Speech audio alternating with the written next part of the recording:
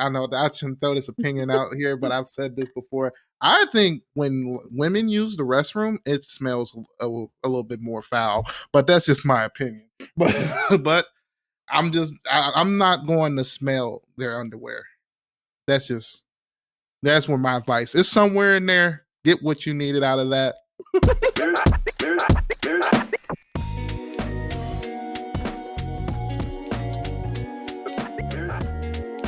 All right, I got this first one, and it's kind of appropriate that I'm the one reading it because honestly, I could use some advice from the two of you on it. So, how to stop eating fast food so much? Question mark. Hi, I'm a 22-year-old female from Texas. I have a problem I've been dealing with since I was a teenager. Constantly eat fast food even when I have time to make something myself in the kitchen. I just don't want to. I end up getting fast food instead, and I have this weird thing about being in the kitchen. I don't know how to describe it. I just get irritated. This is one big run-on sentence, by the way, with all commas from everywhere I'm pausing. I feel so disgusting and tired after eating fast food, and I'm wasting my money. I just feel so unhappy and ugly. Aw, girl. My face has always been chubby since I was a kid, but now I'm actually fat. And I hate looking at my extra fat face in the mirror. Aw, girl. I just want some advice from someone who has maybe dealt with this, please. I feel so bad for this girl. I'm sorry I made fun of your grammar with all the commas and stuff, but seriously, learn what a period is. Like the grammar kind. What do you guys think in terms of advice for this person? Because I struggle with the same thing, man. I grab food out all of the time. I hate cooking at home. I'm lucky if I do it once or twice a week. What do you got? Well, so I think, first of all, that one of these things that she struggles with, so I have like a lot of food problems, and I talk about it a lot in therapy. And this feeling, this gross feeling you have in the kitchen, I think that this woman probably has some form of pathological demand avoidance. I hate cooking for myself. I hate feeding myself. It feels like such a chore. The idea that I have to cook every day for the rest of my life makes me want to literally kill myself. I'm not even exaggerating. Like, I talk about this a lot in therapy. So what I would do if I were her is I would find a happy medium and remember to take it slow. So if you're eating fast food literally every day, don't just try to all of a sudden cut it out completely, because you'll never succeed that way. It's too big of a hurdle. You should give yourself like a accomplishable goal and say you're only going to eat fast food 4 days a week, and 3 days a week you're going to eat at home, and build your way up. And if you don't want to cook, you do not have to cook. You can go to somewhere like a Trader Joe's or a Whole Foods. I don't really know what they have in Texas, but there are a lot of markets that will have prepared packaged foods for you that you could buy. Sandwiches, salads, soup containers, pasta salads, potato salads, whatever. Buy a couple of those that you think you'd like and keep them in the fridge, so that then when you're feeling hungry and the idea of cooking literally makes you want to scream, like you would rather just not even eat or would rather go get fast food, you can just grab something pre-made and already there out of the fridge. Use paper plates. You don't have to have dishes. Like, take it easy and go slow, but start with pre-made things so you don't have to worry about it, because I hate cooking. I hate cooking, but I also hate takeout, and I don't eat fast food because I'm convinced everything's going to kill me. So I eat a lot of like salads and sandwiches and stuff, like easy shit that you can just grab and go and not have to worry about it. That's my advice, and I think that would really help personally. Wow, Kel, super goddamn practical. Raysean, what do you think? I put a lot of thought into this one. My advice would be, I mean, you don't necessarily have to get like junky fast food. There's other types of fast food. Chipotle is. There's a lot of different things you can do. Me personally, I probably kind of flow into this. I eat a lot more fast food than I personally cook. So you just have to do other stuff. I mean, I go to the gym to kind of work out. I mean, if it's more or less like cost effective wise, like you want to bring down your costs, then I mean, you probably are going to have to eat more junk food, because a lot of more healthy food is going to cost a little bit more. But I mean, I feel like you should just start with buying pre-made dinners and just throwing those in the oven, or try to see if that's up too much of a struggle for you. Then maybe you can order those places like those Meal on Wheels that come and bring you a meal, so you get at least a nutritious meal or something. I mean, there's different things out there for you to try and use and things. You just have to go out there and look for them and be willing to do it and ask for help. You know what I mean? You might have to go to therapy and figure out this is more of a mental thing or what's going on. You know what I mean? You know what I saw on TikTok, Raysean, was this woman would order catering on Sunday and just for her, but she'd order like catering. So it'd be a big portion and then she'd portion it into takeout, like little to go, whatever, Tupperware containers in the fridge. And then that's what she would eat for dinner for the next like 4 days. And she would just do that one thing, which I thought actually was so smart, but I couldn't eat the same thing so many days in a row. But it's like a viable option. Yeah. And then it's catered food, so it's probably good too. Good. Yeah. And I don't know cost effective wise, but definitely would maybe make you feel a bit better. All right. So as the person who felt that they could use the advice coming into this post, instead of me giving my own advice, which obviously I have none of, I'm just going to take away the pieces of what you guys said and what I thought could be like practical or helpful or things that most helpful I could see myself maybe trying to enact. I won't, but maybe if I tried, I could. Kelly's first idea of like trying to take it slow a little bit, get out of the habit of buying food or take out fast food, whatever it is, every day, and say you're going to cook like every other day. You're going to cook at home every other day and then go out and get your meals how you typically do. But I also like what Raysean said too, because I don't gather that it's as much about money for this girl. Like she did manage to mention in there, like, I feel like I'm wasting money or whatever, but she really focused on like how unhealthy she felt that she looked and like the fat face thing going on. Like that was when I felt the worst for her. So like the idea of trying to get like quote unquote healthier options for your fast food, like you said Chipotle, Ray. I go to Chipotle once a week for my fucking fast food thing, you know, because I feel like it's not as terrible for me as like going to get a Big Mac or something like that. Or like Subway sandwiches. I also go to, like you said, Kelly, earlier, I go to Stop and Shop on my lunch breaks and I will get like a pre-made sandwich or pre-made like soups or whatever, some kind of chicken dish that they have. Like there are other healthier alternatives where you don't have to drop everything that you have to do to go cook a meal for an hour or whatever. Or like even like the meal kit planning stuff, like whatever. What the hell do they call them? I know what you're talking about, but I can't think of the name of them. Those little I can't think of one, sets. and I listen to podcasts like professionally, so that's pretty they bad. They always have them as advertisements. Yeah. HelloFresh. Yeah, exactly. That's one of them. HelloFresh, that's it. I almost said Better Greens, but that's Better Help. That's what I was thinking of. And then like green milkshake thing. Either way, doesn't matter. Meal planning kits are also a potential like replacement for stopping, you know, the rodeo cheeseburgers every other day. Because I get it, dude. Rodeo cheeseburgers fucking rock. So yeah. Yeah, I just think that a lot of what she said about like when she has time to cook, but she just doesn't want to do it. Like cooking does really feel like a pretty intense chore, which is why a lot of people don't like to do it. You gotta take me to get a good burger, Kyle. We'll find you a burger. Don't worry, Ray. Yeah, but no, you have to focus when you cook. You have to pay attention. You can't just like disassociate, zone out. You have to be present to make sure that you don't like clean up, burn your shit.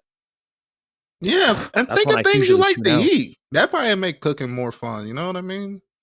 Cook with friends. I like cooking when other people cook. I'm personally not a good cook. I like cooking when other people cook. I like cooking when I don't have to do the cooking. I like cooking when I just get to watch. Yeah, when I get to eat it. Just be the advertisement and like the entertainment. Keep everybody going. Yeah. All right, so all practical advice for this girl. Also, I'm sorry that you feel that way about your face. I get it. I feel bad about my face sometimes too.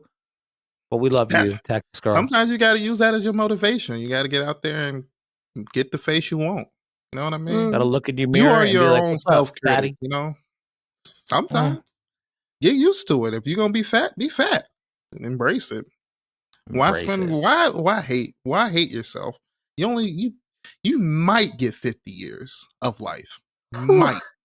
Raysean. You might as well just love everything about yourself. Nailing in the coffin right now. The fatter the face, the more to appreciate, man. That's the way I look at it. So, good advice. Unless you die like obese, then I should work on it. But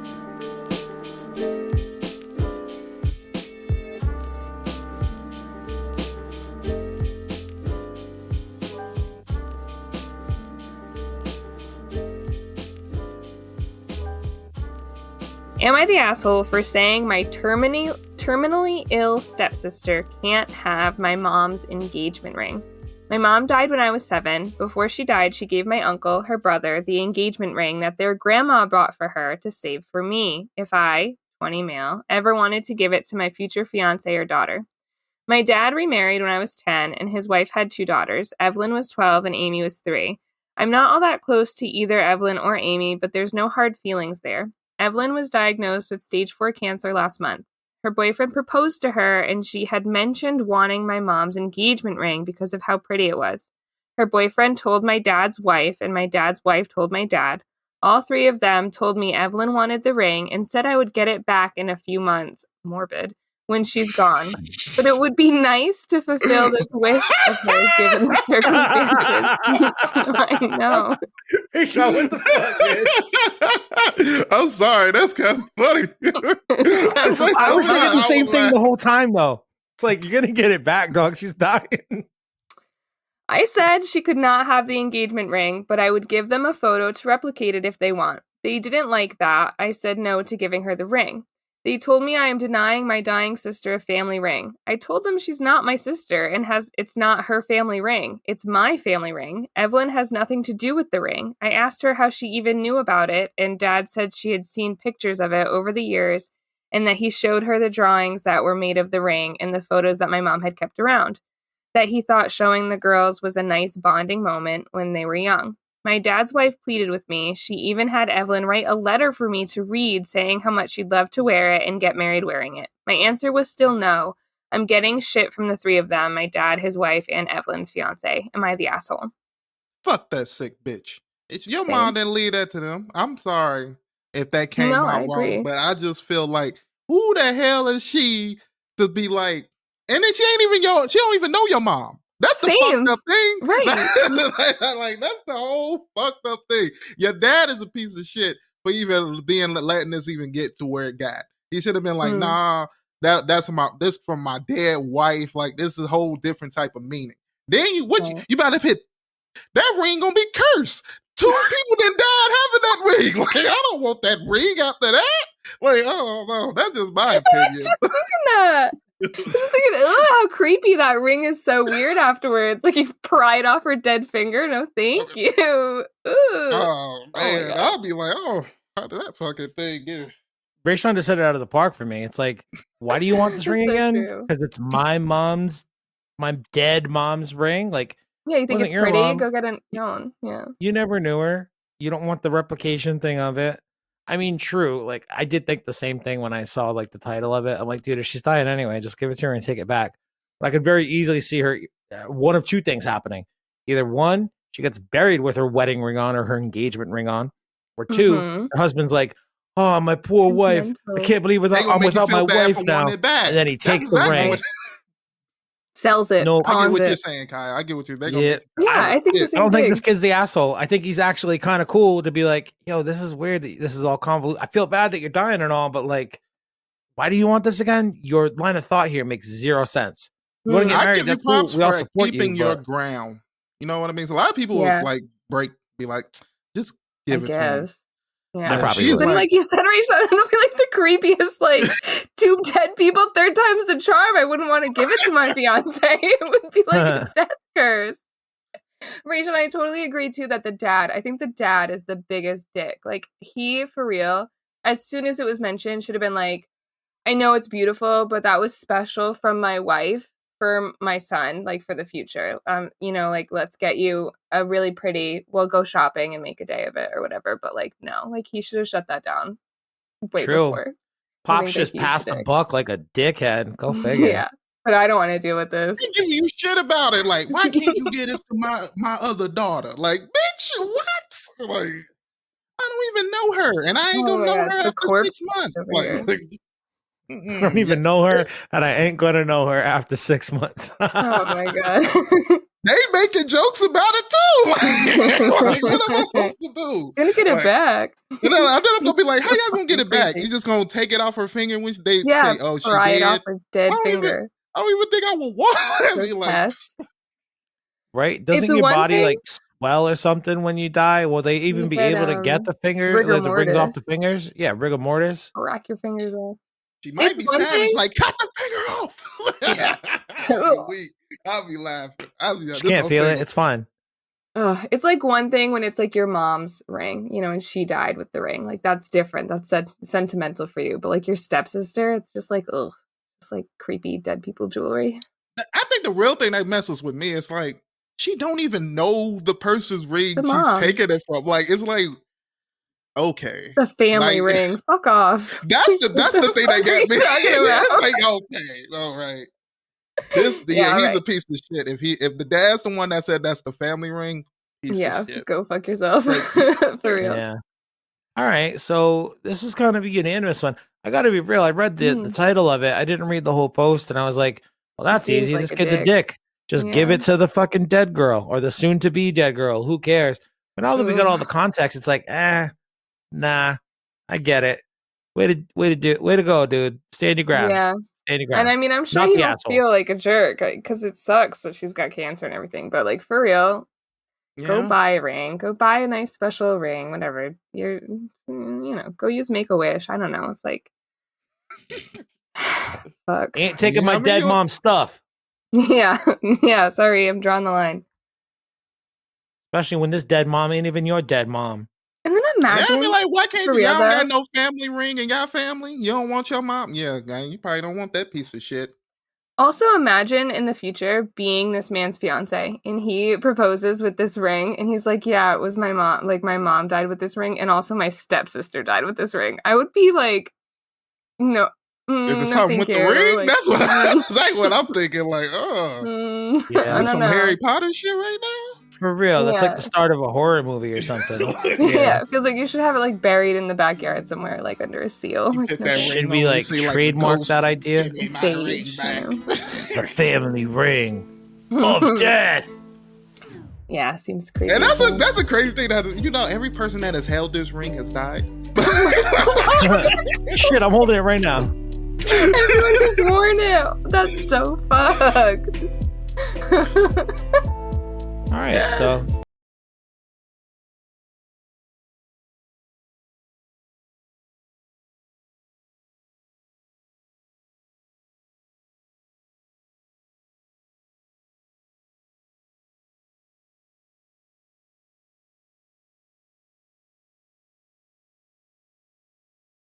my recent widowed dad with his hoarded house. My mom was a hoarder. So was her mom. We always knew it would be like this, and I grew up dealing with her behavior. But we never knew what to do about it, other than get ourselves out of the situation. I can feel that. She unexpectedly passed away a few months ago. And me and my dad now live alone in their house, and that they have lived in together for over 20 years. My mom was severely mentally ill, but I have hope for my dad now that she's gone, honestly. The house is full of garbage. I'm fucking this whole thing up, ain't I? This house is full of garbage, thick layered of dirt on everything, and it smells horrible. We hadn't been to the house since my mom passed, and it's even worse now with my dad being there alone and unable to keep up with it. And I honestly don't think he's cleaned at all. They have animals, not a hoarder amount of animals, but still too many for him to keep up with, as he still works. He's close to retiring, though, within the next few years, hopefully. How are you supposed to intervene in a situation like this? It's at the point it's definitely affecting his health, mentally, and his physically, to be there. And the animals are not living in a safe condition either. But he can't give everything up because the house and everything in it is memories of his dead wife. He needs to downsize, but I don't want to hurt his feelings. But the only solution I can think of is make him move out because he can't afford to fix the house up, let alone maintain it. If you've been through anything like this before, please send me advice or resources. Ooh. All right. You guys ever watch that show?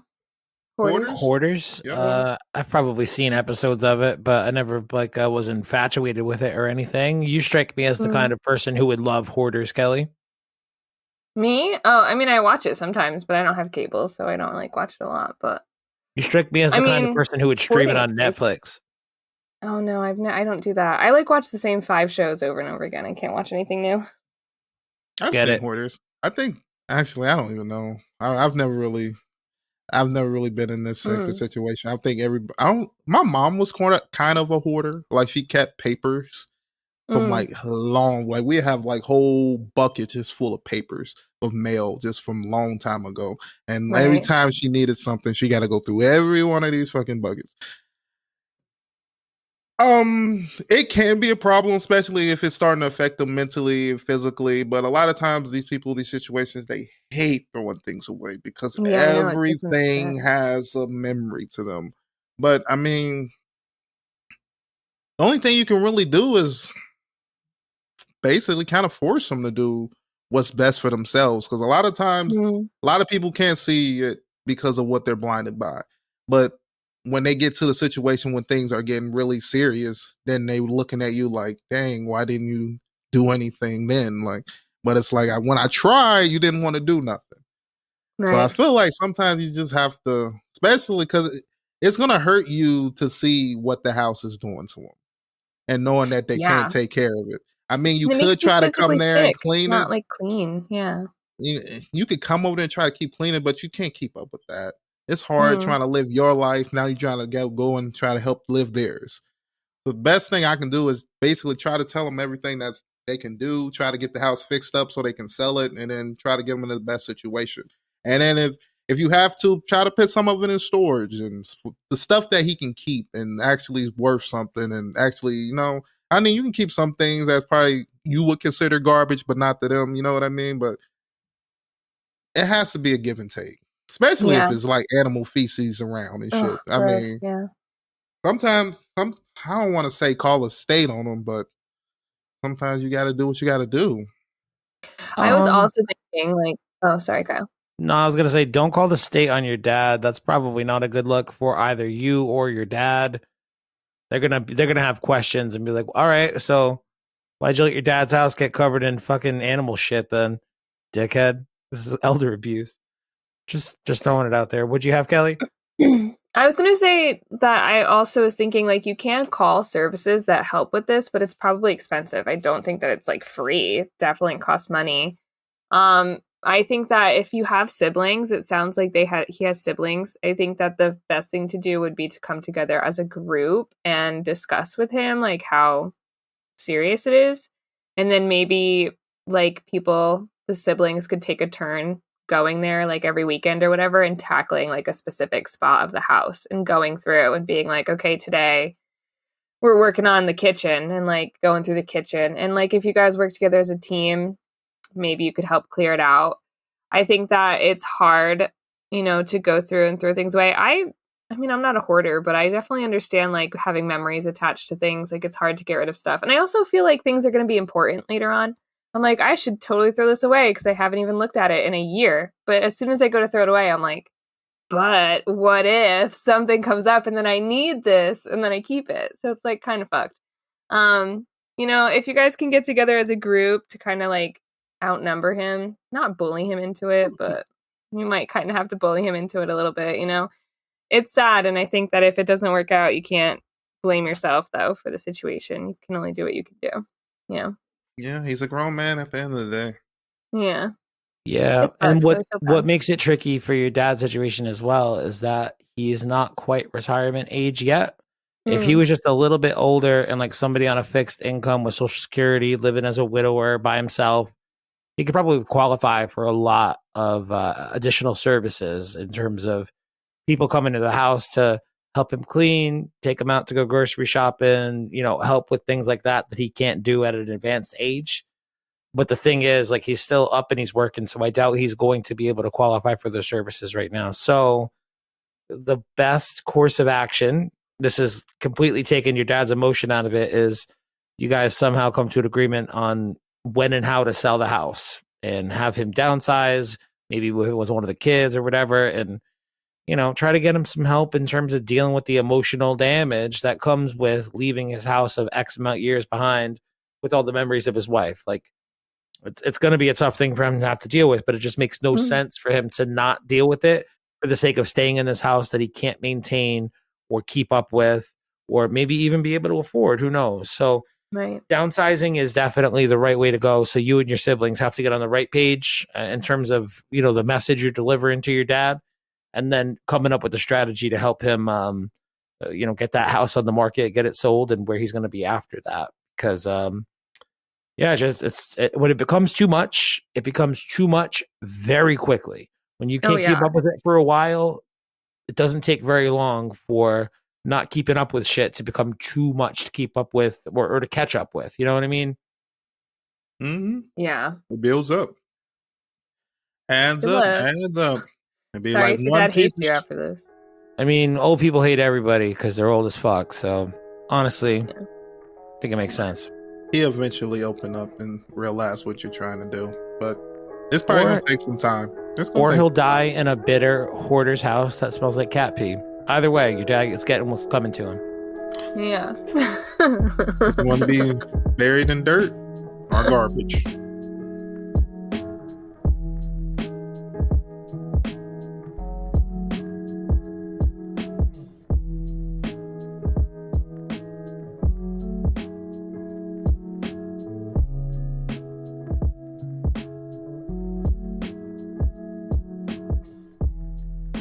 All right.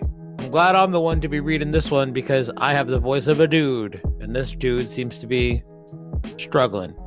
Am I the asshole for telling my daughter that the stains in her underwears aren't normal? I'm a 45-year-old male. My daughter, who's a 16-year-old female, usually does her own laundry, but she was recently sick and left her laundry in the dryer. So I took it out and folded it for her. I noticed that nearly every pair of underwear was stained. I mentioned the stains to her, and she said that they were just period stains and it was normal. But I told her that I don't think it's normal, and she should be changing her products more often if she's leaking that much. She claims she does change them often enough, but she still leaks. I said she needs to get it under control, whether that means using different products or just changing them more. It's unhygienic to be staining every pair of underwear with blood. She got mad at me and told my wife about this, and she took her side. But I know that if my son had poop stains on his underwears, it would be considered a problem and not, quote, normal. Am I the asshole? Yes. Damn, that last fucking 2 sentences. I'm going to say, for the shit you said above, that is some kind of asshole shit. You're taking too much fucking interest in her fucking panties. If she's bleeding, she's bleeding. You don't know anything about that. Are you fucking bleeding from your dick? Could you imagine having to change your pads and whatever they have to do every hour, every 15, 20 minutes? What if you're fucking doing something? What if you're at work? Well, you know what I mean? It's just so many things that you can't even think they have to go through. So I think the fact that you have to fold her fucking underwear, it has got you to this point to where I don't even know why you like looking inside of them. Like I would, if I had, I'd just throw them to the side, like ball them up into a ball. You know what I mean? Like I'm not trying to see this stuff. I know that I shouldn't throw this opinion out here, but I've said this before. I think when women use the restroom, it smells a little bit more foul. But that's just my opinion. But I'm not going to smell their underwear. That's where my advice is. Somewhere in there. Get what you needed out of that. Okay. So Kelly, as the resident expert on the show, you being a woman with a vagina and all, I will give my brief advice because it mostly just echoes what Ray just said. Okay. Yeah, dude, you don't know shit about it. None of us know shit about it. And by none of us, I mean dudes. So just mind your own fucking business and stop looking at your daughter's underwear, you creep. I'm glad you did the nice dad thing and folded her underwear for the first time ever. Your 16-year-old daughter Sorry it ruined your fucking weird hard on that she has period stains in her underwear. Get the fuck out of here, dude. I can't believe a grown-ass man posted this shit on Reddit and did not expect to get fucking spit roasted by every goddamn internet fucking hero out there. Fuck this guy. You're not even just an asshole, dude. You're somebody who should like be consumed by the Omega asshole, because that's how prime time of an asshole you are. That the Omega asshole needs to feast on your fucking normal asshole ass to be able to re-fucking sustain itself. Go ahead, Kelly. You have a vagina, right? Yeah, I do. Yeah, so I think that, you know, like you said, he doesn't know anything about anything, so why do you have such a strong opinion about, like, what's normal, what's not normal? Like, you don't have a fucking vagina, buddy, so back up. And then the other thing that really bothered me was how he was like, if my son had shit stains in his underwear, it would be a big deal. That's because that's disgusting. If anyone has, like, massive amounts of shit stains in their underwear, that means they're like not wiping their ass, and that's wicked that's gross. because you didn't teach your son how to clean his asshole. That's a reflection of you, so pal. Gross. Not because your fucking daughter has a period. Get out of here. The other thing is she's so young. Like, this girl, she's only 16. Like, she's probably only had her period for like a few years or whatever. It sucks, like, having your period. I'm not gonna lie. Like, I'm 31 and the shit's blows and you just have it forever, like, until you go through menopause. Like, it's garbage.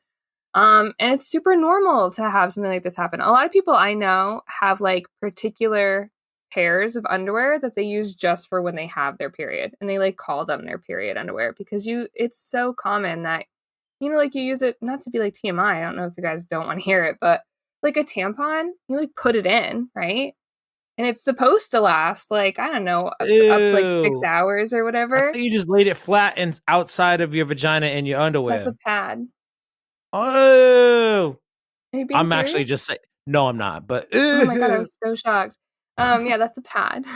So like, if you use a tampon and then you just kind of have like, you can have like an instance where your flow is just really heavy. It can just be like that randomly, and it like can go through. You don't have any control over it or anything. Like, if he's so concerned, genuinely, he could give her some money to go buy some new underwear and like give her money for extra products. She could wear a panty liner too, but it's just like uncomfortable to wear a panty liner. It rubs up against your bits all the time. Like, what's the big deal? You know, I don't know. I think is way too interested in her menstrual cycle. Nobody should care this much about what's going on in the underwear of another person. Okay, I got a question for you, because this was one thing he did say that I thought was a little interesting. Yeah. Is it weird that all her panties are like that? No. So I think that a lot of this is because she's young. You know, like, as an adult, you know, whatever, not to be like TMI about my own menstrual cycle, you guys, but for a super long time, I had an IUD, which is an intrauterine device, and I got it after I had Chloe. So I had 2 kids, and then I got an IUD, which is this little T-shaped thing that they put into your uterus. And I actually didn't have a period for 7 years.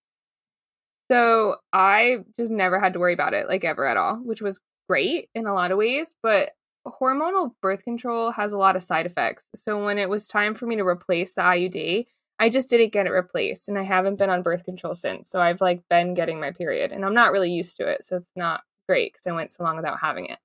But I'm 32. I've been in my cycle for 15 years, so I'm way more predictable. My body is way more predictable. Like, as someone who's young, your cycle isn't really that predictable. You can get your period early, like earlier than you were expecting. Like, let's say that you were wearing certain pants, and if you wore like bigger underwear or whatever, you could see the panty line, so you want to wear a pair that doesn't show. Like, she's young, so I think that this idea that she should just have everything totally under control and be able to make sure that none of her clothes ever get stains on them, I think that that's really expecting a lot from a 16-year-old who's like. See, I'm not saying like none of her clothes could get stained. I was emphasizing the whole like, you know, like she could, like, maybe her mom could talk to her about like having a certain set that she uses like during her menstrual week. But, you know, like, why should she have to do that? Why shouldn't she just be able to wear whatever pair she wants to that day? Whatever pair's clean, you know, like whatever she has hanging around. Why should she have to pick? It's her own underwear. You know, she's the only one wearing them. So what's the big deal? You know what I mean?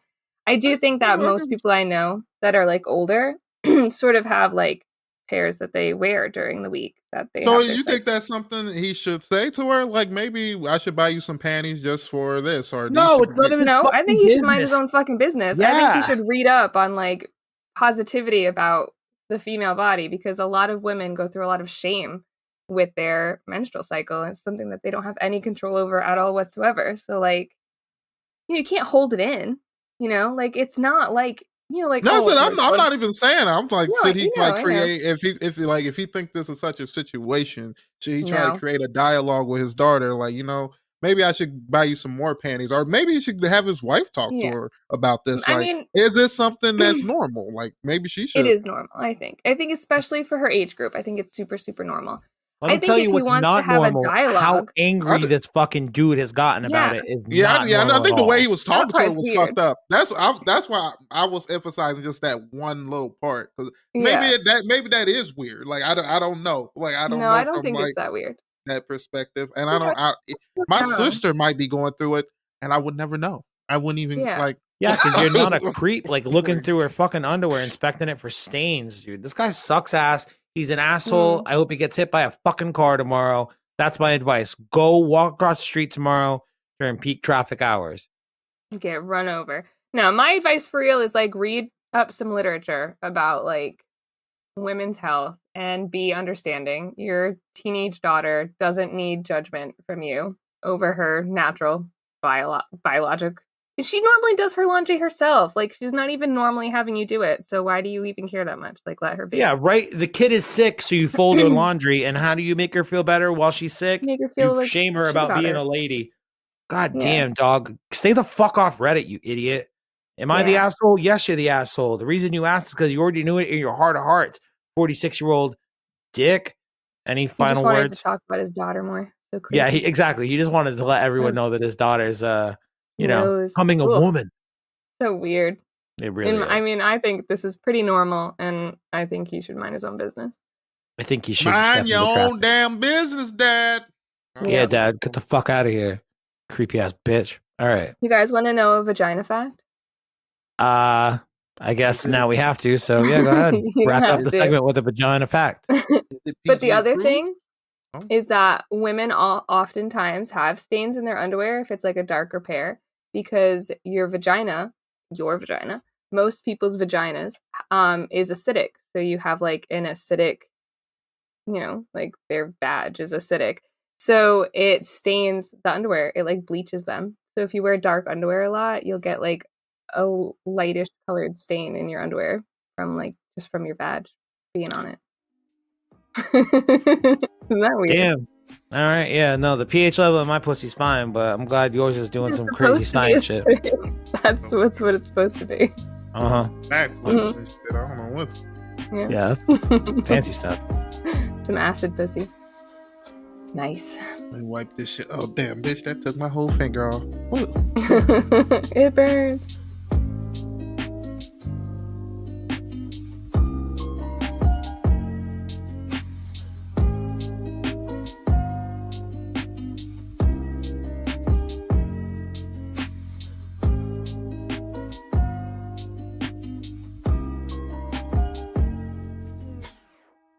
So I just thought this would be fun, now that it's been several years since the pandemic. Just a fun little Ask Reddit. What was the weirdest part of the pandemic? And I just kind of want to know what you guys thought the weirdest part of the pandemic was. Like, when the pandemic was like in full swing, what was like the weirdest thing to you guys? Want to know what the weirdest thing was? Part in a good way or a fun way? Maybe both. Like, I just think sometimes when I think about it, I feel like I have like disassociated, because I can't believe we even lived through a pandemic. Yeah. What do you think, Ray? I mean, we're in the history books right now. I think the weirdest thing is I didn't get the memo that somehow toilet paper was going to be this most sought off item that everybody was like. It was like, you need this to survive. Everywhere was almost out of toilet paper. I wish I would have got the memo about that, because that shit was fucking crazy. I remember I usually buy this it's like $5 for like 8 or 10 rolls, whatever how many it is. I had to literally buy this pack that was like $15 for 6 rolls. I was so upset. I was mad, bro. I was All like, this just to wipe this my is ass. where we at right now with like society. People lose their mind. It's like people when they say it's about to snow, they go to the grocery stores and buy all the meat. Like, bitch, it's snowing one day. Like, what are you doing? Like, people, I feel like people's survival instincts just go to the max over the smallest of things. Like, come on, let's calm down, think about it. Like, you buying all this food when everybody got to eat, you just become a target. Like that's exactly what I'm gonna look at you. Like, bitch, you got the food. Like, I just didn't see it. I think we need I hope this pandemic taught people to rationalize and limit and be able to think. You only need enough for what you need. People get hyped up and sensationalized by the media. They're like, "Oh no, you might be stuck inside for 8 weeks. Imagine if you can't wipe your ass after week 3. You better go out there and stock up." Towels? I think I know the answer to this question, but do either of you guys watch South Park? Like, keep up with current day South Park? Oh yes, I do. All right, so Raysean, did you see the Japanese toilet episode? Yeah. The Japanese toilet episode of South Park in season 26 that just came out. It basically is just a fancy bidet with, like, you know, some nice songs and all sorts of. They talk to you. Yeah, they say all sorts of shit. And this episode of South Park, like, starts with Randy Marsh buying one of those toilets and eventually going on to take on the toilet paper industry, which I have to say, like, I did not realize that 70% of the world does not use toilet paper. Like, 30% of the world does use toilet paper, and the majority of that 30% is the United States of America. Like, they have like a real squeeze on our wallets and our assholes. And that point in time with COVID was very much an example of that, because we weren't all about to like get a bidet all of a sudden or go run the garden hose in through the window to be able to like clear our assholes out. So I don't know. The toilet paper stuff definitely had me annoyed, but I don't know. I kind of went back and forth on a few of the things. Like, a couple of things that just annoyed me and made me like irrationally mad. Obviously, masks. I hate wearing masks.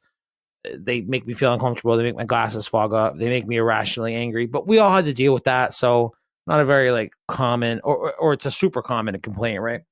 Plexiglass everywhere really freaked me out, especially when I saw it and I felt inconvenienced by it because I now had to talk like this to the person on the other side. But then I like took another 5 seconds to think about the plexiglass setup, and I was like, this really isn't doing anything for us. This again is all like performative shit. But I think genuinely the weirdest thing for me during the pandemic, especially early on, was just trying to assess everyone in your life, like close circle kind of people, family members, friends, whatever. Like, who was worth the risk? Not even worth the risk. What was their comfort level with taking risks? Because there were some people I know who were like, you can drive by the house and we can wave at you from the car. And then there were other people who were like, yo, you can come through and come smoke blunts with me right now. I don't give a shit. And like, I don't know, like, it's a wide range of things. Obviously, the two things I just said, but like having to like kind of learn what everyone's comfort level was at that point in time and trying not to be like abrasive or judgmental in how it is that you got them to tell you what they were comfortable with. I don't know. That was my weirdest thing to deal with in the pandemic, because I know a million different people and they all had a million different takes on it. Some people were very comfortable with continuing to see, you know, small circle kind of groups. And I definitely had one of those during the early days of the pandemic. But other people, it was like they didn't let anyone come to their house for over a fucking year. You know, like, pretty intense. Almost still me a little bit. Yeah, I feel like that was already like what you were sort of trending towards before the pandemic. But then once the pandemic happened, you fully embraced it. And now you don't have much of an excuse to turn back. It's definitely changed me, like, for real. I'm definitely not the same person. So for the listeners, I just real quick before you go, Cal, I talk to Kelly probably every week, right?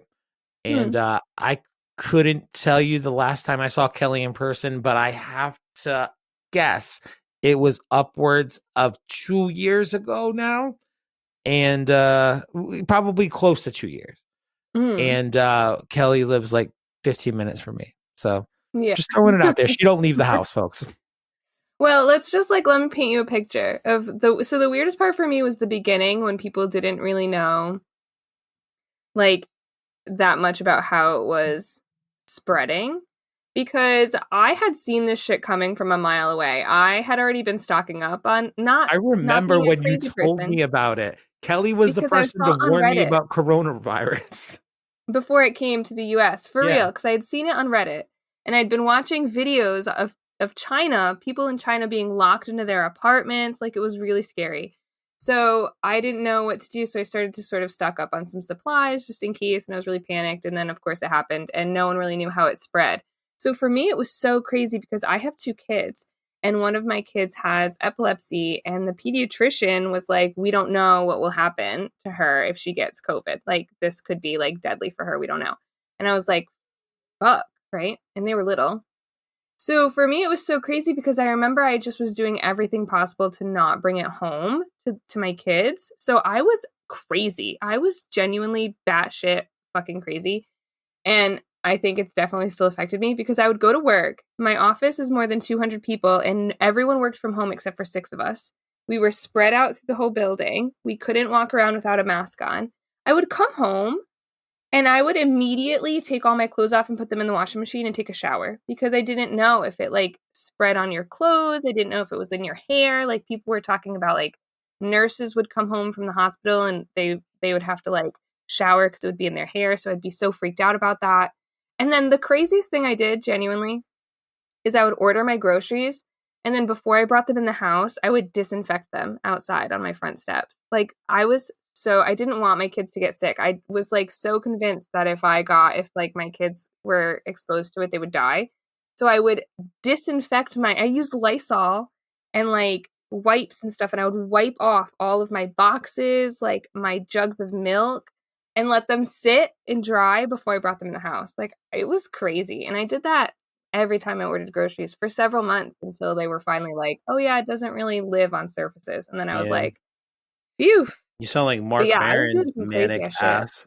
Yeah, that's pretty impressive that you used to wipe down all of the groceries, but pretty Everything. much Because I just was for just so nothing. afraid. I was like, what if like she gets sick and she dies? I would kill myself. But then I couldn't kill myself because I have another kid. So I would have to just keep on keeping on. At least you were doing it for your kids, man. Mark Maron was just doing it for his old ass self because he didn't want to get sick and die. Don't want to get sick. Yeah. Yeah. I mean, I feel like I have a pretty strong immune system, but I was really freaked out about that. So like, I was thinking about it the other day. I was like, wow, that was crazy. Like, that was top tier crazy. And like, I'm now in therapy 3 years later. Wait a minute. This is news to me. You were in therapy prior to COVID? Prior? Yeah. Like before COVID started? Yeah, that's what prior means. No, I went to COVID. Like, I went because of COVID. Not because of COVID, but like, I thought kind you of were in therapy for a long time before COVID had even happened. No, I mean, like, that shit like fucked me up. I was so stressed. I was like high key stressed every day. Like, no, could not rest. Yeah. Like, continuously. It was like psychotic. And so now I'm still in therapy, like unpacking it all. I mean, honestly, fun, right? I'm pretty manic myself. You got some issues on top of issues. Raysean's pretty cool, but says some wild shit. I feel like that's really the formula of this show, honestly. So if COVID didn't take a big old toll on our brains collectively, would we be as fun to listen to if not for that? The trauma really just spices you up, you know? Yeah. Remember when everyone was making bread? That shit was weird too. I never got any bread from anybody, and I didn't make my own bread, certainly, because that sounds like a commitment, and I'm not about that. What about Tiger King? I watched it. I didn't watch season 2, but I watched season 1. It was fun. I watched it like in a day. Just got high for the day and watched Joe Exotic be gay with some tigers in the backyard. That was honestly such a great show. How many things got popular during COVID and that are no one had shit to do. Honestly, like the weird thing 3 years later, or just over 3 years later, is like how much time has passed, but how much time doesn't feel like has passed. Is that like how much time has passed in like seemingly the blink of an eye? Like, it does not feel like it's been 3 years. And I'm sure part of that is because, I'm in my, oh my God, I'm going to be 34 in like a month or two. So I'm just getting old, right? But like, I don't know, just like the tunnel vision of like get to the next day that I kind of felt instilled in me during COVID, and through like the employment changes and the self-employment to employment to like all the stuff that happened during COVID. It's just crazy to think that, one, it's been 3 years. but also it's only been 3 years. Like, that's probably the weirdest part about COVID to me. The coin flip of it feels like forever, but it also feels like the blink of an eye. So I think this, now that I think about it, I think this was the craziest thing when they had those news articles or videos of them throwing the bodies into the holes. Oh, that was crazy. I was like, that was crazy. We living through some shit. My sister lives in New York City, and she said that there would be refrigerated trucks on the street for bodies. It was crazy. On a positive note, you know, it was wicked cool was the stimulus checks. I think that they got people they got people like used to a really nice cushy way of living, and now people like are like, what the fuck? I have to Kelly, are you out here throwing right-wing propaganda on these airwaves right now? Do you think I'm into it. I want more stimulus checks. No, dog. Every idiot in the goddamn world thinks those stimulus checks are responsible for the inflation and not the fucking astronomical amounts of fraud that were taking place during the PPP loans. No, that's not what I mean. What I mean is that they gave people stimulus checks, and the average American suddenly realized what it was like to have disposable income. And now we're back to like working, and people are fucking pissed off. You don't mean STEM, Cal. You mean the upgraded COVID benefits that people got through things like unemployment and things like that. The stimulus, sure.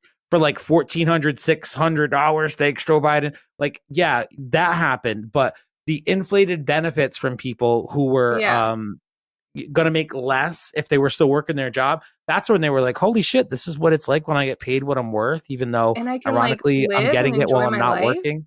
Yes. And now we're all like, honestly, people that are trying to get their employees to come back into the office, and they're like shocked that no one wants to work in the office anymore. It's like, bro, like we are living off pennies. Like, fuck off. Well, yeah, they took away the commute for us for the first time in our lives, and it's like, holy shit, this is what it's like when I don't have to spend an hour going in and an hour going home each day, and have to go out and buy lunch or whatever the hell it is. Like, yeah, it's way different. But I think the other thing that's sort of understated about, I don't know, not only like you don't want to come to the office, nobody wants to work. Like, people so often look at like openings at like a restaurant or a gas station or a help wanted sign, and they think nobody wants to work. Motherfucker, like over 1 million people died in our country.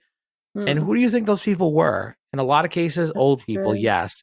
But if it wasn't an old person, it was likely somebody who had to be, an essential worker on the front lines who was out there and caught it, and it didn't go well for them. So that was somebody who had an active job in the economy who is no longer alive to be able to take that job. And it makes me so mad that the people who are the first to complain about like, nobody wants to work these days are literally the people who will be like, COVID was a hoax and nobody died. And that was a show they put on for us in the news.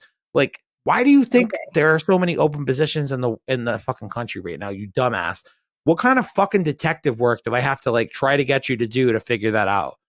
Like, everyone thinks they're a goddamn detective and does their own fucking research, like they're Batman with Google or YouTube or whatever, but they literally can't put that one and fucking one together to make two. And it's so fucking frustrating to me.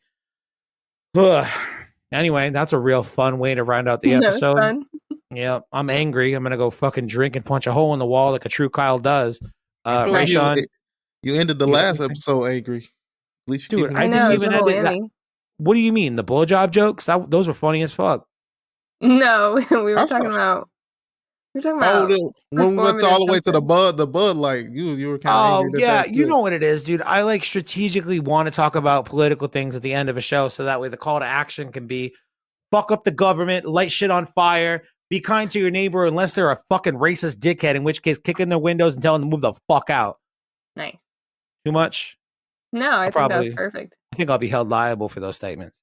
My advice is live, learn, do better. My advice is about to say live, laugh, love. I thought he was going to say live, learn, repeat. Like all of a sudden he believed in like reincarnation. I'll do the Bruce Lee thing and say, be formless, be shapeless, be water, my friend. Unless, you know. Not number two. Oh, what the fuck? Was that a weird... What the hell? Kelly, what do you got? That felt a little... What's a little, what's the word? Oriental? I don't think that's the word I should use. I don't know. I don't have a catchphrase. You could always be cuntier. Ooh, I like Can that. you though? Because you're already kind of up there. Could I be cuntier? I don't know, but I'm striving towards it. Bitch, the bitch. Dude, I just asked you if you could be cuntier because you're already so good at being cunty. I know. And you just rolled with it, and that was. I kind of agree, though. Yeah. I mean, yeah. You know, one of my affirmations when I look in the mirror is I'm like, you stupid fucking bitch.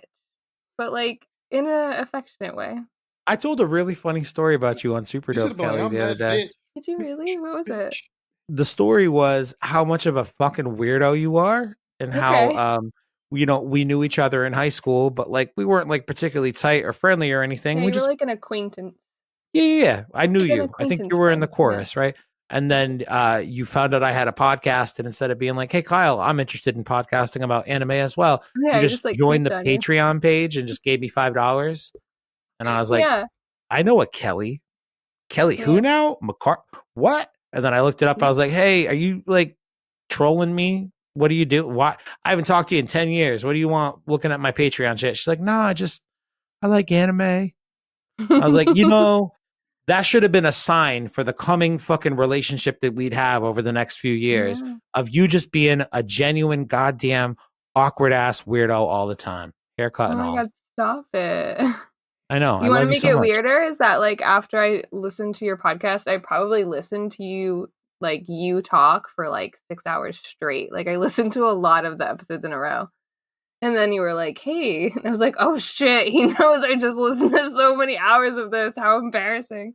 I was surprised you listened at all. I thought that either A, you were trolling me, or B, you were being nice. But hey, Kelly, why don't you tell Raysean how good my anime podcasts are? Because he never listens to them. Well, I mean, I'm not gonna lie, Kyle, I haven't listened in a while. But they were funny as hell. I listened to all the My Hero Academia ones. Me and Ray just did one on his feed. By the time people are hearing this, it's probably like a month old now or so. But if you watch My Hero Academia season 6, there's a link in the show notes to Raysean's show to go check out me and his review and our buddy Josh from another podcast. So go check it out. Yo, season 6 was fire stuff. But let's go do it for the advice pod before we completely derail and get too anime on the people. Make sure you rate and subscribe wherever you listen to podcasts. If you want a visual for this one, go check out the YouTube channel. There's a link in the show notes. You can look at our faces, except mine, because my internet speed apparently sucks ass today. So sorry. And we will see you next week. Advice. Bye. Peace. Don't be a butt cheek. I was waiting for it. I almost hit end recorded, but I was like, he didn't say the butt cheek thing. There it was. Good.